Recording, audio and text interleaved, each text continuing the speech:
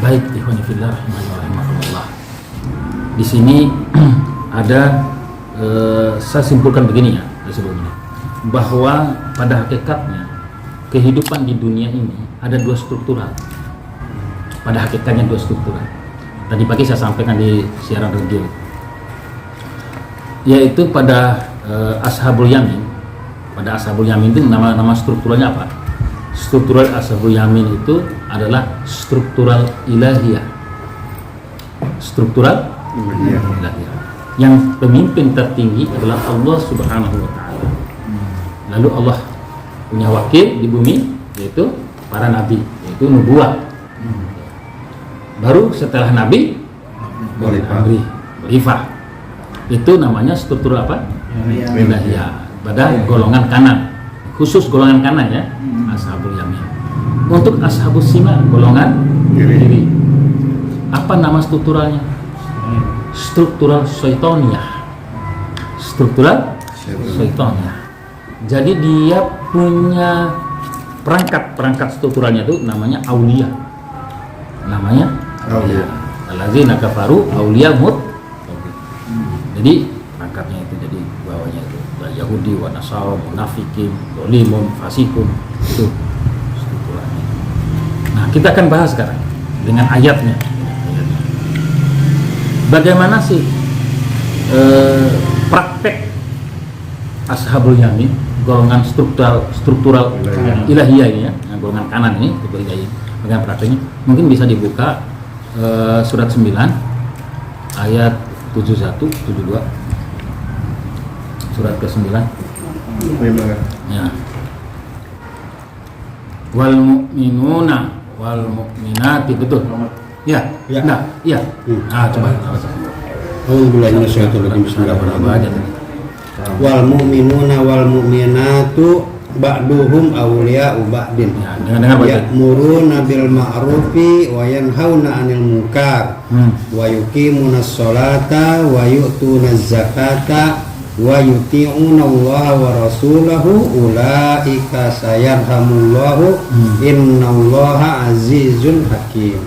Ayat 72-nya. Ayat 72-nya. Terjemahannya dulu. Dan orang-orang yang beriman, laki-laki dan perempuan, sebagian mereka menjadi penolong sebagian yang lain. Mereka menyuruh berbuat yang ma'ruf dan mencegah dari yang munkar, melaksanakan sholat, menunaikan zakat, dan taat kepada Allah dan Rasulnya. Mereka akan diberi rahmat oleh Allah Subhanahu wa ta'ala. Sungguh Allah maha perkasa lagi maha bijaksana. Wa'adallahul mu'minina wal mu'minati jannatin tajri min tahtihal anharu khalidina fiha wa masakina thayyibatan fi jannati adn wa ridwanu minallahi akbaru dzalika huwal fawzul azim. Allah menjanjikan kepada orang-orang mukmin laki-laki dan perempuan akan mendapat surga yang mengalir di bawahnya sungai-sungai. Mereka kekal di dalamnya dan mendapat tempat yang baik di surga Aden.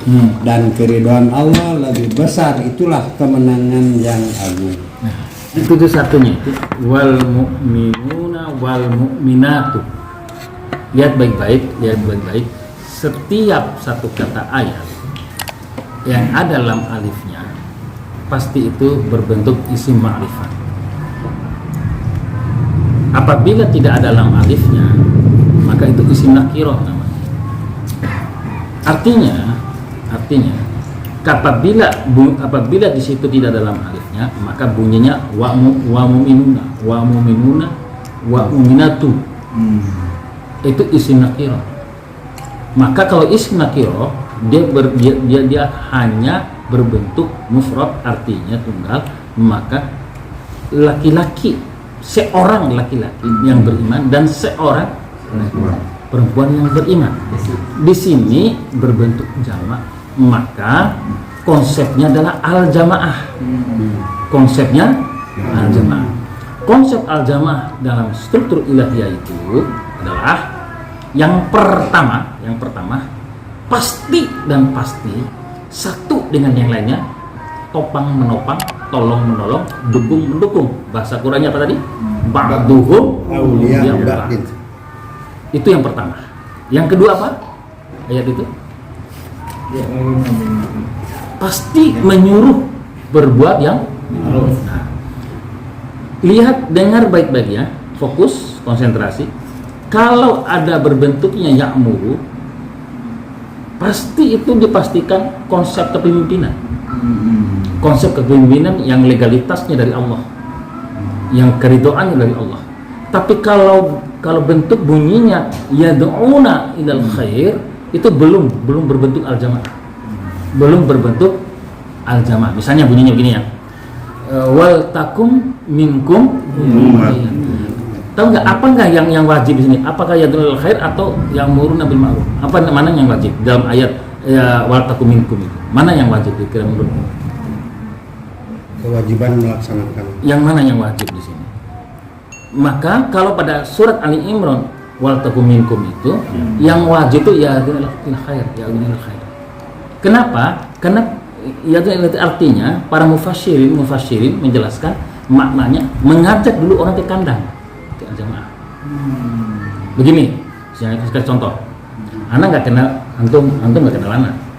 Ketika antum lewat depan rumah anak nggak kenal antum tadi kan? Antum nggak kenal anak bilang, ini sana masjid. Anak sambil bentak-bentak, marah nggak dia? Pasti. Apa dia bilang? Saya nggak kenal situ, kenapa pacapasain saya? Siapa kamu? Jadi nggak bisa perintah begitu. Apa yang diutamakan? Iya, dinal khair. Mari mampir. Mampir mas. Ajak ngobrol. Itulah aplikasi iya dinal khair. Ya. Ketika di dalam Al-Quran itu banyak sekali terjemahannya dinyimpangkan artinya dikelirukan atau diselewengkan. Di wal takum itu di dalam terjemahan itu hendaklah, itu salah. Itu salah. Hendaklah itu punya sinonim. Sinonim hendaklah itu adalah cobalah. Ya kan? Ya, kalau hendaklah itu sinonimnya cobalah. Di sini ada lam alif. Kalau ada lam alif, maka dia isim ma'rifat, khusus dia. Maka karena dia khusus, bukan hendaklah. Apa kira-kira yang pas? Apa kira-kira yang tepat? Haruslah ada orang yang mengajak orang itu bersatu. Maka yang wajib saya bilang tadi bukan ya'muru bil ma'ruf, ya dunanya. Karena belum ada yang berjamaah. Ajak dulu orang berjamaah. Nanti gampang. Kalau orang sudah berjamaah, sudah baiat, perintah gampang. Tinggal perintah. Coba antum kemarin dulu sebelum kenal jamaah ini. Belum. Mana mau diperintah untuk ribat datang ke sini? Betul. Nah, karena sudah berjamaah, antum hadir siap taat. Inilah ya benar. Kembali kepada at-taubah ini. Wal takum wal mu'minuna wal mu'minatu. Dan ada segolongan laki-laki yang beriman dan segolongan wanita yang beriman. Inilah al-jamaah dalam konsep kepemimpinan struktur ilahiyah. Mereka pasti yang pernah melakukan, yang pertama dilakukan adalah saling satu dengan lainnya, tolong menolong, dukung mendukung, topang menopang. Maka yang keduanya pasti menyuruh. Inilah ada struktural, makanya langkah kedua adalah muruna ma'ruf. Nggak bisa lagi ya'muruna bil khair karena sudah berbentuk jamaah, sudah berbentuk sistem. Nah, ya'murun. Langkah selanjutnya wayan khauna enggak, coba belum berjamaah. Begitu kita lihat ada sekelompok anak muda lagi cekik botol, ya, lagi cekik botol, langsung kita datang tendang itu botol. Saya yakin kita syukur-syukur kepala kita nggak hilang, ya toh? Ya. Apa mereka anak muda itu bilang? Datang langsung langsung tendang kita punya emangnya ke siapa lu katanya kan gitu. Nah, maka berjamaah dulu. Mana buktinya? Ya'muruna bil ma'ruf wa yanhauna. Mana buktinya wa yanhauna munkar dalam al-jamaah itu? Turun perintah, turun larangan. Riba dibolehkan. Rokok diharamkan. LM, ya kan? Iya. Jadi taat. Subhanallah. Apa langkah selanjutnya itu? Setelah yang pertama yang bagusnya yang ma'ruf, terus Hah? Yuqimunas shalah, tegakkan salat, wa yutuna zakat, membayar zakat, ya. Nah, ini dalam struktural al-jamaah di mana masih berbentuk perintah. Strukturalnya bentuknya perintah dari amir. Terus apa kata Allah di setelah berikutnya ketika dia taat kepada Allah dan Rasulnya, ulaika sayarhamuhumullah, mereka itulah orang-orang yang mendapatkan rahmat dari Allah. Dari kalau ada pidato di setiap ada pesta, biasanya sambutan bupati atau siapa saja berkata semoga sohibul hajat mendapatkan rahmat. Saya rasa yang bersangkutan yang mengatakan itu belum nggak tahu itu apa rahmat. Mungkin dia yang tahu rahmat Kartolo. Ya jadi Allah kasih tahu siapa yang mendapatkan rahmat. Ulaika sayarhamuhumullah, itu yaitu tadi kriterianya tadi. Ya, sehingga pada ayat 72-nya Allah menjanjikan kepada al-jamaah ini, sekelompok laki-laki yang beriman dan wanita yang beriman dalam struktur ilahiyah ini, yaitu surga yang mengalir di sungainya, yaitu surga Aden. Coba bayangkan. Nah, mari kita lihat struktural syaitonia. Sekarang kita lihat harus seimbang dong kan ya? Struktural syaitonia. Ayatnya kalau tidak salah 6768 mungkin ya. Coba lihat. Saya ini masih raba-raba dulu, lupa ingat. Atau apa Mas ya? Masih mundur. 67. Nah, coba lihat 6768 atau 689 mungkin. Ya, nomor berapa? Wal munafiquna wal munafiqat. Coba dibaca artinya itu. Mulai dari orang-orang munafik laki-laki dan perempuan satu dengan yang lainnya adalah sama ini. Mereka menyuruh berbuat yang mungkar dan mencegah perbuatan yang ma'ruf. Ya, dan mereka menggenggamkan tangannya atau pikir. Mereka telah melupakan Allah, maka Allah melupakan mereka pula. Sungguhnya orang munafik itulah orang fasik. 768-nya Allah menjadikan orang atau mengancam orang-orang munafik laki-laki dan perempuan dan orang kafir dengan neraka jahanam. Mereka telah di dalamnya cukupkan neraka itu bagi mereka. Allah melaknat mereka dan mereka mendapat azab yang berat. Itu namanya struktur apa tadi? Struktural apa? Syaitonia. Jadi pimpin tertinggi adalah setan. Jadi perangkat-perangkatnya aulia itu yaitu Yahudi wa Nasara, munafikun yang fasikun, zalimun. Itulah perangkatnya ya. Ya itu cukong-cukongnya ya. Bazar-bazarnya ya. Jadi di situ lagi-lagi ada dalam alif menunjukkan al-jamaah, mereka terorganisir. Mereka terorganisir gitu ya. Sistematif namanya TSN, terstruktur, sistematif dan masif. TSN. Ya, itu ini. Jadi makanya kita sekarang ini sedang bertempur antara al-haq dengan al-batil versus al-batil. Jadi pertempuran kita lebih dahsyat dari pertempuran perang Badar, Uhud, Hunain dan sebagainya. Kenapa? Kita yang kita lawan ini, yang kita hadapi orang berjanggut, orang bersorban, ya bayangin aja. Jadi kita menghadapi orang-orang seperti itu, maka terhiburlah kita dengan ayat ini. Bahwa mereka pasti mendapatkan laknat dari Allah Subhanahu wa taala. Pasti mendapatkan laknat dari Allah Subhanahu wa taala. Jadi ikhwani wa sahabi fillah rahimakumullah, bahwa begitu luar biasanya Allah yang Maha Adil menyeimbangkan informasi yang akurat, tajam dan terpercaya. Bahwa bagaimana struktur ilahiyah dengan perangkatnya yang mereka melaksanakan ya untuk satu dengan yang lain betul-betul saling menguatkan, bukan saling menjelekkan. Ya kan? Makanya saya tulis di maktab di tempat saya itu, kita ini adalah merangkul bukan memukul. Ya, merangkul bukan memukul. Ya, membina bukan menghina. Ya, mendidik bukan membidik. Jadi seperti banyaklah panjang. Jadi ikhwani fillah, sehingga sedangkan kelompok yang batil ini, Ashabus Sima ini, golongan kiri ini dengan struktur syaitannya itu, kita tidak perlu organisir apapun mereka ya. TSM seperti apapun bentuk TSM-nya mereka, terstruktur, sistematif dan masif. Apapun itu, Allah mengobati hati kita. Allah mengobati hati kita, mengobati pikiran kita supaya kita tidak khawatir dan tidak takut. Apa bentuknya Allah mengobati kita, menghibur kita bahwa ternyata mereka itu ankabut, hanyalah sarang laba-laba yang mudah hancur. Mudah hancur. Bayangin aja sarang laba-laba, nggak perlu pakai kayu besar, satu batang lidi hancur. Angin itu udah hancur. Ngapain kita aja takut kepada mereka? Kan begitu. Nah, sedangkan fenomena yang dikatakan tadi, ada sahabat-sahabat sudah mundur, sudah takut, kan begitu. Ketika tadi ada yang mengatakan itu khalifah batil karena dia tidak mau berperang, ya toh? Karena tidak mau jihad. Allah kasih berita kepada kita tentang orang seperti tadi itu yang mengatakan itu khalifah batil. Kenapa dia nggak tusuk? Kenapa dia nggak saya bacakan ayat, mungkin sudah ada yang dengar, sudah ada yang tahu nih ya. Saya bacakan ayatnya.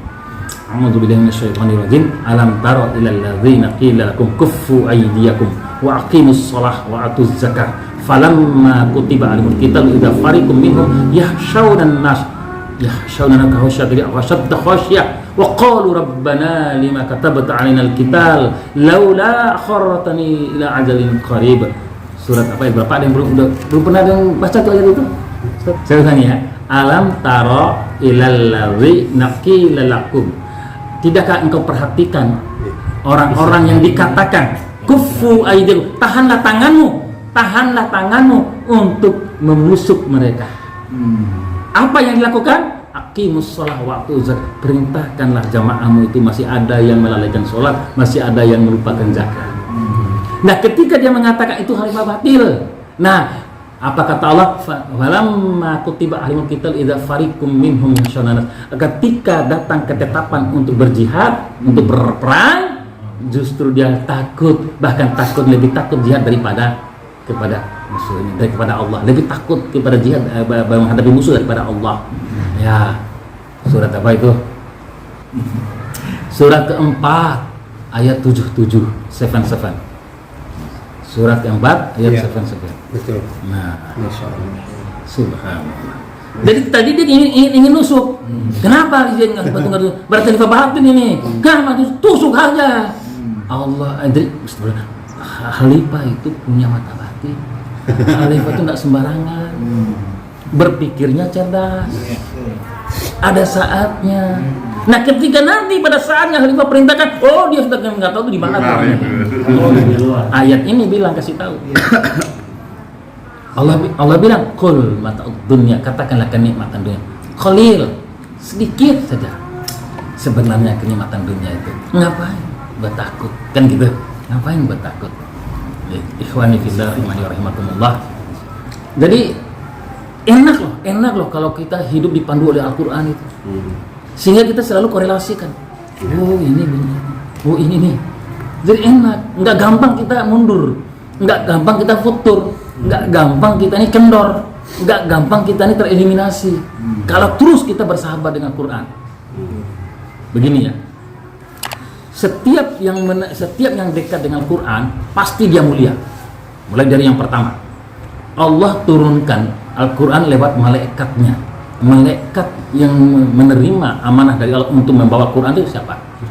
Nah, dia adalah Sayyidul Malaikah, tuannya malaikat, panglimanya malaikat, dan itu pasti dia mulia. Ketika malaikat diturunkan kepada manusia pilihan, pasti dia mulia. Siapa dia?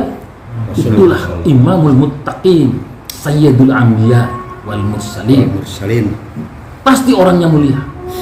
Lalu diturunkan pada bulan khusus, bulan mulia, bulan yang mulia, Syahrul Ramadan, pada malam yang khusus, Lailatul Qadar.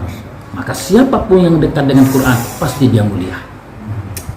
Maka ketika kita mempelajari Al-Quran itu bukan sebatas mempelajari bagaimana nahwu saronya, bagaimana tajwidnya, bagaimana harfunnya, makharijul huruf, tapi bagaimana pelajari juga secara telematikanya. Terus bagaimana secara ilmiahnya, sebab banyak sekali para imperialis barat, para orang-orang Eropa masuk Islam karena dia mengkaji Al-Quran, karena dia ilmiah betul. suatu contoh, ada ilmuwan dari Rusia, Alexander Kasparov. Dia masuk Islam ketika dia melihat di dalam Al-Quran, dalam surat At-Tur, demi api yang ada di dalam lautan. Dia nggak masuk akal. Namanya air, pasti lawannya api. Nggak mungkin ada api di air. Kenapa ini ayat bunyinya? Saya akan buktikan. Kalau saya bisa buktikan ini, maka orang keluar berbondong-bondong keluar Islam katanya. Pasti akan orang berbondong-bondong keluar Islam, bukan ijazah Nasul lebar fatuh. Ya kan? Akhirnya dia cari. Kebetulan dia seorang penyelam dengan punya kapal selam. Akhirnya lewat satelit, dia cari tahu lewat satelit di mana. Satelit menunjukkan di sekitar Hawaii. Lalu dia ingin buktikan, pergilah dia dengan kapal selamnya.